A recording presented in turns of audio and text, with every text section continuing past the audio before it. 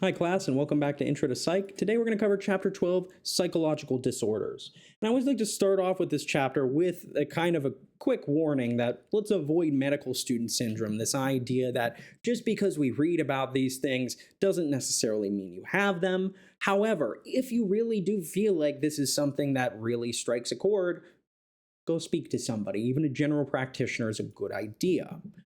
But what we are going to do is kind of break this down into two separate parts. The first is, what do we mean by psychological disorders, and then how can we can explain them, and then going through different categories of those disorders here. So when we start off here, you kind of got to think about this in the most broad sense, and what does it mean to be normal if this is abnormal psychology? And the book, or maybe a past book I've used, has mentioned there are some synonyms for these words, right? The opposite of atypical is typical. The opposite of unhealthy is healthy. The opposite of unusual is usual. But there's no opposite of strange other than normal. The opposite of weird is normal, right? What is abnormal, right? Is it handling poisonous snakes abnormal, right? Doing something like this? These people don't worship the snakes, but these snakes are used to show non-Christians that God protects them from harm, right? Snakes are often seen as kind of evil in Christian imagery. The places that do this typically do have some extra anti-venom on hand in the hospitals, for what it's worth. But when we think about what is normal, most of us would say this isn't normal. For these people it is. That's something that they do. Is it wrong? Is it illegal? Is it hurting anybody? Right? You can make a case for some of these things, maybe. But are we going to consider these people abnormal? It's up to you, right? And so when we think about abnormal, what I'd like to do is take a practical approach. So what we are going to follow is the APA, the American Psychological Association. And what they're kind of focused on is impaired functioning. Does this cause us difficulty doing the things we expect to be doing, the things we want to do, right? So what happens if I'm unable to hold my job because of this, right? So these 4 Ds are going to be, right, is this behavior or thing deviant? Does this go against what you normally do or cultural norms, right? Getting a tattoo used to be a lot more deviant. This has kind of changed. But what happens if all of a sudden you were somebody who said, I'm never going to get a tattoo, and then you said, screw it, I'm going to get a tattoo today? Why is that? That's a little deviant. It goes against what you're normally doing. Distressing. Is the behavior causing distress, disturbance to the person or people around them, right?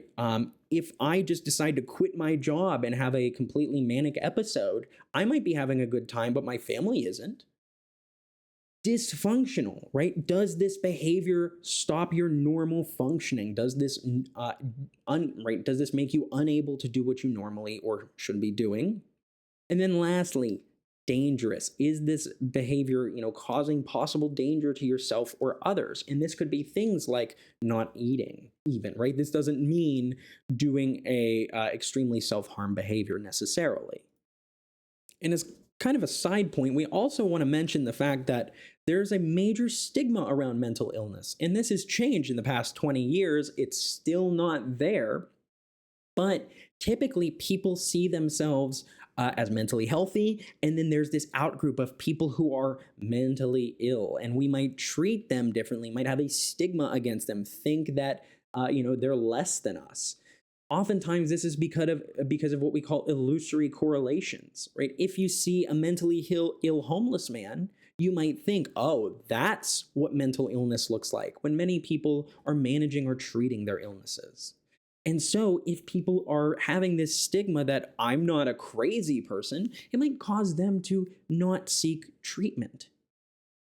But I also bring this up because treatment and disorders are not something that we ought to just ignore. About half of people will suffer a psychological disorder in their lifetime. You got a 1 in 2 chance almost. It's the same instance of getting a chance at cancer, right? Now, you'll notice, though, that more, or about 1/4 of people will actually experience more than one disorder in their lifetime. They will have a comorbid disorder. Now, whether or not you argue that substance related disorders are disorders, the two major types of disorders, or major categories, are anxiety and mood disorders. Now, anxiety and mood disorders are very, very heavily overlapped. They show, about 80%, of a Venn diagram overlapping. So, recognizing that if somebody has anxiety, it's likely they also might be experiencing symptoms of depression, and how this, matters. This also brings up another interesting point of, how we kind of dealt with mental health in the world, in our history. And this is just an aside from my own life, but I've visited this Trans-Allegheny Lunatic Asylum in West Virginia. My family thought it would be fun to go on a ghost tour. My wife and I thought it would be more fun to go on the historical tour, because it was an actual asylum for individuals with mental health issues. Fun fact, it was featured in Fallout 76. It was the Fort Defiance location. In this place, right, it was considered a very modernized place for when it was in business. But look at some of the reasons for admission in the 1800s. Being kicked in the head by a horse, being lazy, reading novels, having brain fever, God knows what that is, domestic trouble, women trouble, feebleness of intellect, female disease. I don't even know what that is, right? But we locked up people for a long time as crazy for things that we would consider normal today. And so when we think about how we explain what mental disorders are, right? Well, I kind of ask this idea of, well, what's the original model of mental health? What is kind of our go-to historical, ancestral conceptualization of mental health? Well, it wasn't you. It was that you were possessed. It was this supernatural model, right? The idea that, oh, you're not crazy. You're being inhabited by a ghost or a demon or a spirit, right? Think about the Salem witch trials. Fun fact, though, right? We've been experiencing these things, right? Mental health issues as old as time, right? People experience from 2,000 years ago what we would consider PTSD symptoms, right? Believing that they're being haunted by the ghosts of the people they killed, which sounds a lot like PTSD. So over time, we've realized that the supernatural model maybe doesn't do a very good job explaining everything. So let's talk about two more recent models. The first is kind of the throw everything in the kitchen sink model. This is the biopsychosocial model. It's right in the name. Mental disorders are caused by an interaction of your biology, of your psychology, and these sociocultural factors. So things like genetic vulnerabilities, your physical health, if you have a disability, if you take certain drugs, right? In addition, there are psychological effects. Do you have good self-esteem? Are you resilient? Do you have, coping skills or social skills? And things like your sociocultural factors. How's your family? Are you, having good relations with them? What's your history of trauma? And so all of these things are going to help affect us. I mean, I'm not going to kind of walk through every specific one, but we are going to argue that mental health is a factor of all of these things, right? It's not just one or the other. So this is kind of the general explain all model. But why is it that some people experience mental health issues and others don't, right, for the same kind of things? Well, we can use what we call the diathesis stress model. The diathesis is what we're going to consider a predisposition for a psychological disorder. But the idea is that you're not necessarily going to get a disorder just because maybe you're predisposed to it. Maybe you're more likely to get depression due to a biological cause or due to your home life. But if you live a pretty stress-free life, this might never happen. The way I like to think about it is that your diathesis is kind of like your mental, if you think about what you're able to mentally cope with as a cup, right? And if there's too much in this cup, it's going to overflow and you're going to have mental health issues. You want to think about your diathesis as like anything in the cup that is going to not let water or stress in it, like ice cubes, right? Ice cubes take up room. in this, because then you have less room for the stress. So, right, we might have these precursors, genetic factors, bad family dynamics, or poor early learning experiences. Those might give us a predisposition or what we would consider a diathesis, right? So maybe it's the case where if bad things happen, you're more likely to be depressed. So we get hit by social stresses. We get hit by a stressful family life. We get hit by a poor self-concept. We don't really feel like we know ourselves. These stresses are going to interact with that vulnerability only when this all comes together, right? And so our diathesis here is going to be that predisposition, right? So having this predisposition, having a greater predisposition here, having a higher predisposition to a disorder, and then throwing stress on top of that makes it more likely to be stressed, right? So just like this cup can hold a certain amount of water, if I started dumping, random junk into it, here's some keys, right? There's going to be less room for that stress before I run out of mental resources. We even mentioned this could be helped by things like other resources. Maybe seeing a therapist, right, might help to lower this as well. But this gives us a good way to kind of understand what we mean by disorders here and how we can perceive them. So now let's use the Diagnostic Statistics Manual 5th edition, DSM-V, V for 5 here, I should say, right? And this is going to be broken into a couple different sections here. So we're going to talk about 4 different kind of major types of disorders, and then personality disorders are kind of a little different, and it'll make more sense when we talk about them. But so within anxiety disorders, you'll notice that these are all going to be under the root cause of anxiety, right? There is an excessive or unrealistic, long-lasting worry. This is going to disrupt your daily function and cause you to do maladaptive behaviors, right? You could be drinking every night to cope with this. So we're going to discuss 5 types of anxiety disorders. Phobias, so just an extreme anxious feeling towards a certain object or thing. Generalized anxiety disorder, what we would consider what people get diagnosed who have anxiety. Panic disorder, PTSD, and OCD, obsessive compulsive disorder. So here's kind of a couple of these here. It goes through a couple of the phobias here, but I like to start with this idea of phobias, which are just an ongoing and irrational fear of a specific thing, activity, whatever. And so it's very specific. You can have a phobia of snakes, of spiders, of chopsticks, even consecutolia phobia. We also have this idea of a social phobia. Now, we all have social anxiety a little bit. Nobody would like to walk up in front of a crowd without pants on. However, if it's to the point it's causing dysfunction, you're not going out or doing anything, that's a social phobia. A similar phobia is what we call agoraphobia. So this fear of being away from your safe place, right? This fear of leaving your house and being in a big crowd and not being safe. Again, there's plenty of type of phobias: acrophobia, the fear of heights; gamophobia, the fear of commitment; coulrophobia, the fear of clowns; ophidiophobia, fear of snakes; consecutolia phobia, as I mentioned, is the fear of chopsticks; and claustrophobia, of course, the fear of Santa Claus. No, I'm just kidding. The fear of small spaces. So what I'd like to do now is talk about anxiety. So we've discussed phobias, a specific fear, but anxiety is more broad. And we all feel anxious at certain times. You're going to feel anxious the night before an exam because you're worried you're going to do well.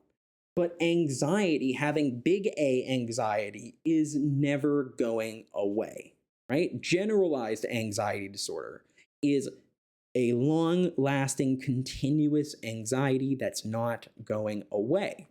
Unspecified, it's not about a specific thing.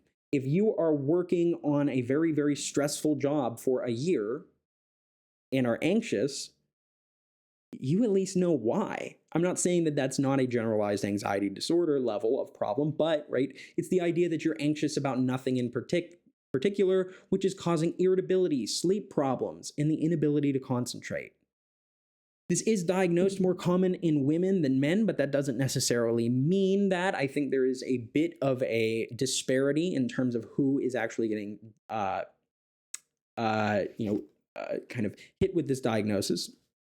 That doesn't necessarily mean that they are equal in terms of gender, though, but something to keep in mind. So, generalized anxiety disorder.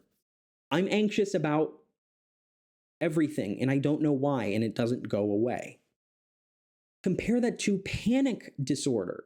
Panic disorder is this reoccurring set of panic attacks that you're having, where you're not necessarily sure where they're coming from or what is going to happen, right? But you are having panic attacks for no particular reason, we want to say, right? You are out to dinner with some friends, you're having a good time, and all of a sudden your heart starts to race, you feel dizzy, and you get very fearful. And these seem to come out of nowhere. And your fear that, oh no, I don't know when this next one's going to happen, chances are is that's going to affect you and your life and how you feel about this. So panic disorder is all about the panic attacks that you're having, right? It's this disorder of these panic attacks. There is a video I have available that you can watch where we have a TV host who actually has a panic attack live on the air and talks about it. But you can see some of the symptoms of the panic attack live here. Not something I'm going to cover today, though. Moving right along, PTSD, post-traumatic stress disorder. We all have experiences of traumatic events. Sometimes they evolve into trauma. Sometimes we're resilient and we're able to get over them. And I want to note that this is something that, again, we've seen for years, but maybe haven't necessarily called it this. We used to call it shell shock, very common in soldiers who come back from war. And PTSD is a set of thoughts, right? So a stressful event happens to you. A traumatic event happens. Now we're post that trauma. And a traumatic event that's happened to me that caused me some post-traumatic stress, not to a disorder, was the time I got into a car accident. So I got into a car accident. It was my fault. My bad. But for the next 2 weeks, I was really, really nervous about driving my car. Post the trauma, I was really stressed. So I changed the way I acted for a week or two. Now, that might be considered normal for people, right? And I was able to drive if I needed to. But what if it was a year later I couldn't drive? That's disordered, right? That sounds more disordered, right? It may be a desire to avoid triggers, being on extremely high alert about something, right? When I would be in the car for those 2 weeks afterwards, I was constantly holding on to things, afraid that I was going to get into an accident again.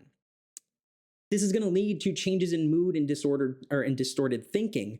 But you can see how this is related to anxiety here, because I am anxious that this bad thing is going to happen again. So I'm constantly on the lookout for when it could or might show up here.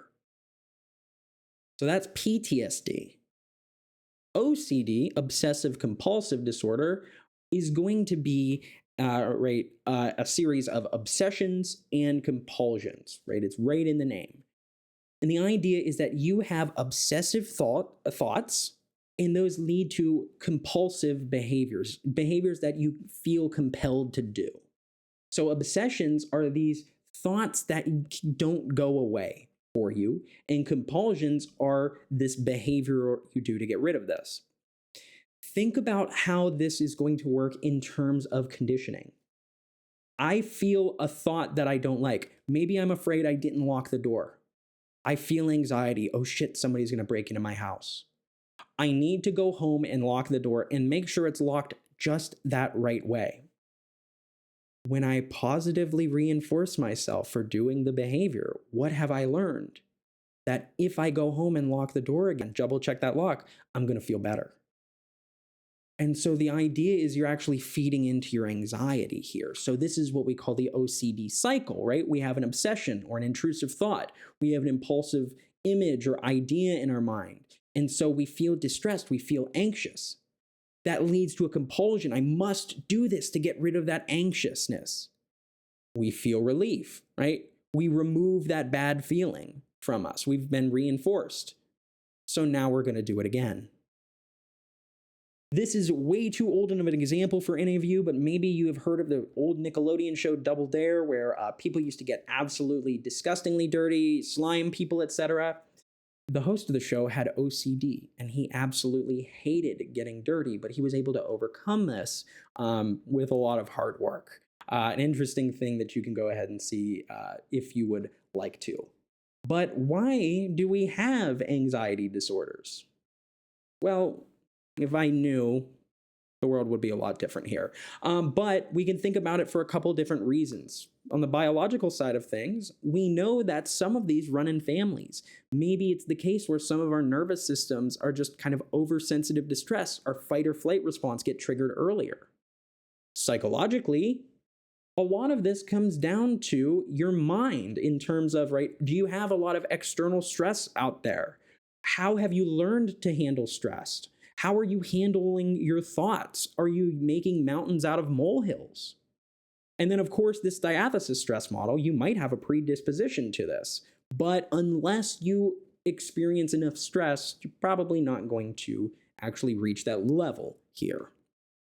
So an example question you might see on an exam is that if Hugh experiences periods of intense anxiety where his heart starts to race and he begins to sweat, he doesn't know when, where, or why this is going to happen, and so he's always afraid he's going to have this, terrible moment. What would we consider this? We would say he's probably been diagnosed with a panic disorder because he's having panic attacks. Okay, moving on to depression and depressive disorders, mood disorders, you call this. So we've talked about mood and emotion, and we've talked about this valence as kind of positive or negative. I'm sorry you can't necessarily see this, but you imagine that our emotions go from very, very sad to very, very happy. And normally, we sit in the middle somewhere. Maybe you graduate from college, or you get married, you have a really great day. Maybe you lose a grandparent or something bad happens and you feel really bad for a while. Right? But when we think about mood disorders, the one that comes to mind most is major depression. And think about that word, depress. It means to squeeze, to make smaller. And what we're doing is we're shrinking the range of our emotions. If you notice this, we're shrinking it down to no happy. So the way I like to describe this is if you imagine this as being a map of your mood from January 1st of a year to the next year. A person who is depressed is going to have a map that looks like this in terms of their daily mood. So the idea here is that while they might have a couple good days, they're having a lot of bad days. So in terms of depression, one symptom you need to have to be considered depressed is a depressed mood or a diminished interest in most activities. That is a guarantee. The rest of them, depression can kind of present itself in a lot of different ways. One way can be in appetite, in sleep, in terms of having an increased appetite or a decreased appetite, in terms of more sleep or less sleep needed. Sometimes feeling restless, sometimes feeling fatigued, oftentimes feeling worthless or guilty, and then the inability to think or concentrate here. Right? So this is all going to be an important thing to kind of think about when it comes to major depression. But I'm not going to ask you to give me a list of all of these symptoms, but you should be able to note who might be depressed. Not everybody is going to experience major depression if they are depressed. Some people experience persistent depressive disorder, PDD, or dysthymia. To me, the best way of thinking of dysthymia is if you think of Eeyore from Winnie the Pooh, right? Instead of feeling extremely negative all the year, this person is just feeling not positive. You might want to see it this way here. So persistent depressive disorder is going to be a lower grade version of major depressive disorder. And it also is something that must have lasted for 2 years. So that's depression. But now we have this idea of bipolar disorders. And so bipolar disorders are going to be a class of illness that involve different times of depression and different kind of up and down areas of depression in terms of mood. So if you think about some people in the past who have been diagnosed or posthumously diagnosed, we can think about, I can't think of his name here, Vincent van Gogh, who cut off an ear to give to a woman who he thought would love him. Maybe this is a manic phase, we would call this. So the idea is, if you are diagnosed with bipolar disorder, it is the idea that you are going to alternate between two poles of emotional extremes. And it could be between 1 or 2 episodes a year, sometimes more, sometimes less. And the idea is that you are going to have depressive episodes, as we've mentioned, so those feelings of low worth, but also manic episodes. Mania here is going to be the flip side of depression. It's going to be your mood is depressed, but positively. You might think, oh, that sounds great. It kind of does, but it's not. You might imagine this as being good in small doses, but when it's the 3rd day that you're not sleeping, oftentimes you might think of it more as like your car is going down a hill and you can't brake, right? You're not able to stop. A manic episode involves extreme high levels of emotion, right? Inflated senses of self-esteem, being extremely talkative, being more, open to different ideas, believing that you can solve these problems in the world. And a video I've put for you guys to watch is on this individual with mania, who they actually call him the manic mechanic. Gives you a hint here, but he believes actually that in the newspapers they've been sending him secret messages which are going to help him cure cancer, right? So you can imagine that this seems like a little bit of a issue here. Now, what's the cause of mood disorders? Again, if we knew, it'd be a lot easier for us. Well, there's a biological side of things, genetics. There could be neurotransmitter imbalances, stuff we'll talk about in the next chapter, but also things like the biological clock. We know that in the winter, people tend to experience lower moods because the sun's not out. We live in Florida, so it's pretty nice in terms of getting that. When I lived in Ohio, where I was born and raised, not much sun in terms of that, and you can actually tell it makes a difference. We've also got this idea of psychological or cognitive factors, so distorted thinking. If you think that everything is bad, or you have this idea of learned helplessness, this idea that, oh, I can't change anything.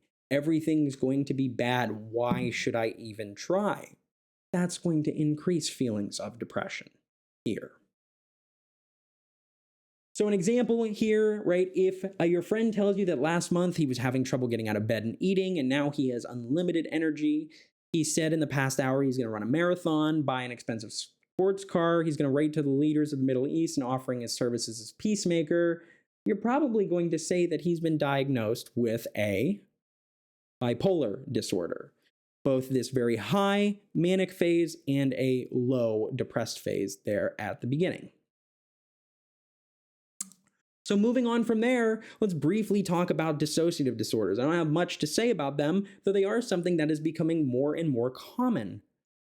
Dissociation is the idea of a break in your memory or consciousness or identity. This could be due to something like a fugue state, an inability to recall personal information, just a forgetfulness of who you are completely, to the point that you don't really remember who you are, at least for a short period of time. We can also talk about dissociative amnesia, this sudden memory loss due to a traumatic event, not hitting your head though. Right, and can occur without fugue, right? So if you, were in a bad car accident, you might have been conscious, but you might just completely have forgotten about it. We can also talk about this lovely pair of disorders, depersonalization and derealization disorders. Feeling as if you're observing yourself in the world from outside your body, or as if things aren't real. Playing VR will often give people this sensation when they take it off, that, whoa, the world is kind of different. Partially because it's a different thing. The one most people are interested in, the one that's most cited here, is dissociative identity disorder. So dissociative identity disorder, formerly multiple personality disorder, is the idea of reporting having more than one personality within your mind. This isn't the kind of what was that movie, Glass, or whatever it was, Split, I believe. But, right, this is going to be something that we do know actually is uh, a real thing, because when we put people under a brain scan, we can see that there's brain activity differences between the two personalities here. Cognitively and behaviorally, some of the reasons that we might dissociate is because we don't want to remember a traumatic experience, right? Or we want to forget those things. Psychodynamically, the Freudian perspective would argue that we are specifically trying to, hide those thoughts away, push them down. So dissociative disorders, this class of disorders where you are trying, or, where maybe you are trying, or, you are at least having issues putting all of you together, associating your whole personality in one. From there, we talk about one last kind of major disorder here, one that I'm going to consider probably the worst we talk about. It's schizophrenia. And schizophrenia is going to be the inability to distinguish reality and fantasy. So the name comes from German, right? Scheißen means to break, right? A break in reality. And the idea is your version of the world is not matching up with the world, right? Typically, this is most likely to occur in early adulthood, between like 18 to 26. It's also more likely to occur if you begin to smoke pot. Not saying that you should or shouldn't, but it is something that helps people to dissociate and feel like the world's a little broken from reality. And a really interesting example of this is Louis Wain, who was a painter of cats, of all things, who across his career started to make weirder and weirder paintings, and it's believed that he may have had schizophrenia. Now, what I want you to notice with schizophrenia is, in the same way we talked about positive and negative punishments and rewards, positive and negative symptoms of schizophrenia are here. There's no good things about schizophrenia. They're all bad, but we have positive symptoms, meaning we're adding things. We're adding thoughts that are disorganized, which we'll talk about, like our hallucinations or delusions, right? These beliefs that when we might be being persecuted or being influenced by things like aliens, beliefs in grandeur that, God is talking to us, or that we're being persecuted by gods or the CIA or the government. These aren't great, right? But these disordered thoughts are going to be things that are added to a person. We'll also talk about disorganized speech here on the next slide, but I want you to notice the negative symptoms, right? What is happening to these people is they're not talking as much. They're actually reducing their speech. They're not showing emotion. They're very flat, even if good or bad things are happening. They tend to socially withdraw. They tend to go away from their friends and family, and they tend to lose this pleasure and motivation to do things. So those are the negative symptoms, but the other positive symptom we talk about is some of these disorganized speech patterns. People with schizophrenia often use neologisms or new words. They come up with things that aren't really words, so, making up these things. They might also speak in what are known as loose associations, right? He went to the ballpark and bought Frank's beer belly home and a bag of grass seed. Excuse me? Like, if you look at that, maybe there's some information about baseball, right? Ballpark, Frank's hot dogs, you drink beer at baseball, right? Grass, there's grass at a baseball game. There's some kind of thinking pattern going on there, but I clearly can't get it. Individuals with schizophrenia might use clang to speak rather than choosing a real word based on a meaning. They choose it based on a sound, right? Never ever will you find the lever, the eternal ever that will sever me forever with my real seal, deal, heel. It is not on my shoe, not even on the sole it walks away. Throw a beat on that and you got a fascinating line here. Word salad, which this picture alludes to, is the idea that even worse than clang, you're just putting stuff together for no particular reason here. And again, a video here will help you to examine all of these symptoms more or less. This individual has some pretty bad symptoms of schizophrenia, and if you were to watch this, you can see a lot of what we just talked about, including this very flat affect when they're talking about a lot of persecution. This person is saying, like, I could be shot, but they don't seem to sound really worried about it. So another example here. So what are the causes of schizophrenia? It does seem to be heavy biological, seems to be some inherited factors that lead to maybe some brain abnormalities. However, in terms of psychological and social factors, having positive learning experiences with family and decreasing your stress does seem to lessen the likelihood that an individual is going to experience schizophrenia. So, if you were to hear a schizophrenic patient say something like, "As a means of instimulating my desire to be friends, let me tell you how cromulent that outfit is," that patient has probably revealed the symptom of using neologisms, new words. Now, on the other hand, if they say to you, "My real name is Abel, like Ma Bell, Bell Jar, Bella Jordan, Batman and the Bear," right? They keep going on. What symptom have they revealed? We would probably say that is clang, right? Bell, bell, bell. It's all about this word here. So that kind of covers what we talk about with schizophrenia. Finally, let's discuss this idea of personality disorders. Personality disorders are a little bit different because while everything else we've talked about seems to have at least a little bit of a biological basis, personality disorders don't necessarily have to, or at least in my opinion. They are more problems with your personality, right? They're disordered ways that your personality is set up, which seems kind of a weird way to say it, but it kind of fits. We often think about these as beginning in childhood or adolescence, and there are 10 total disorders that are divided into 3 different clusters here. Now, again, maybe we would just say these people have some odd peculiarities. Maybe this is to the point that they are disordered. But I want you to note 2 quick things. One thing is that we have obsessive compulsive personality disorder here. So this is going to be considered kind of like a less severe version of OCD. And then as we're going to talk about here, schizoid and schizotypal are actually related to schizophrenia. So apologies for the names here, but there are 3 clusters. We call them cluster A, which has taken on the name that it is the odd or eccentric cluster. And so these personality disorders involve, right, the paranoid personality disorder, the idea that people are paranoid. They're suspicious of others. They're distrustful. They don't believe that people are good or going to be helpful to them. They're very hypersensitive here. And then the next 2, schizoid personality disorder, is going to be the negative symptoms of schizophrenia, being emotionally detached, having restricted emotions, being socially kind of pulled away from people, and maybe not having a lot going on for them.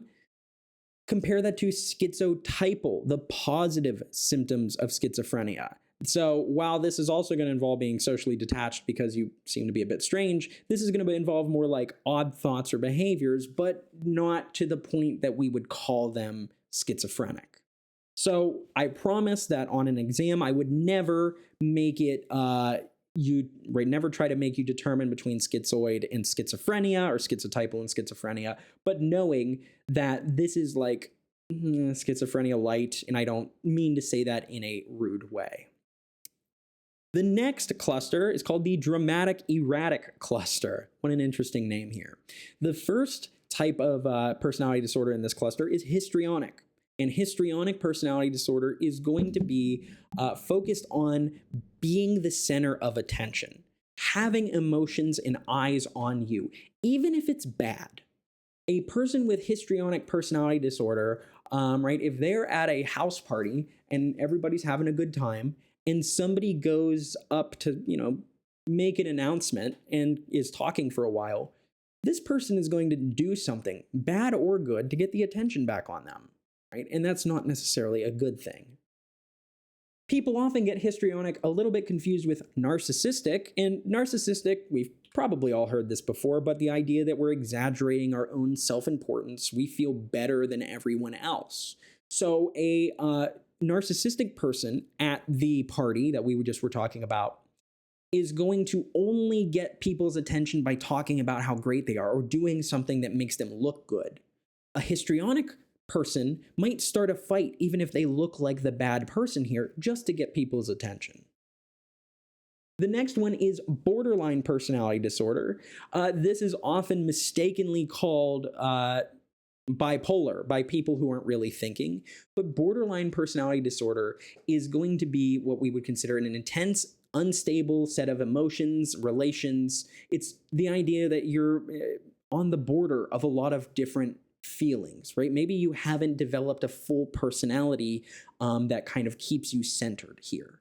These people tend to have emotional, changes that are rapid here. The final disorder in this cluster is antisocial. So antisocial is not asocial. Asocial, the lack of sociality, means you don't like people.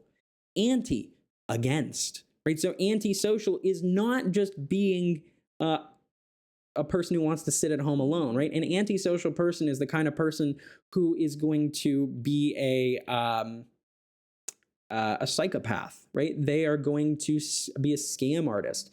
They are going to not care about you. They could be theoretically at their most extreme, they could be somebody like a terrorist. But, right, the idea though is that they are going to break rules. They might look like a nice person, but they really don't care about others.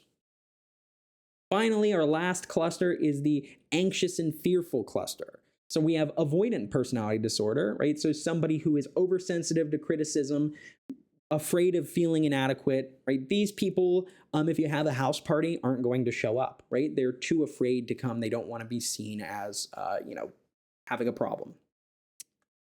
Dependent personality disorder, then excessive need to be taken care of, this kind of submissive helplessness, right? So, it's okay to do that when you're 3 years old and you can't, do everything yourself, but, you should be able to wash and take care of yourself as an adult. Finally, obsessive compulsive personality disorder. So again, a lower kind of set of symptoms that is going to be a focus on things being ordered, controlled, and being clean, but not to the level of OCD, which I know sounds a little kind of strange, but again, this is something that I am not going to necessarily try to quiz you on. So keep that in mind. But again, I tried to cover a lot of material pretty quickly today, so if you do have any questions about the stuff we went over, don't hesitate to reach out. I hope you're all doing well, and let me know if there's anything I can do to help you. Have a great day, everybody, and we'll see you next time. Bye-bye.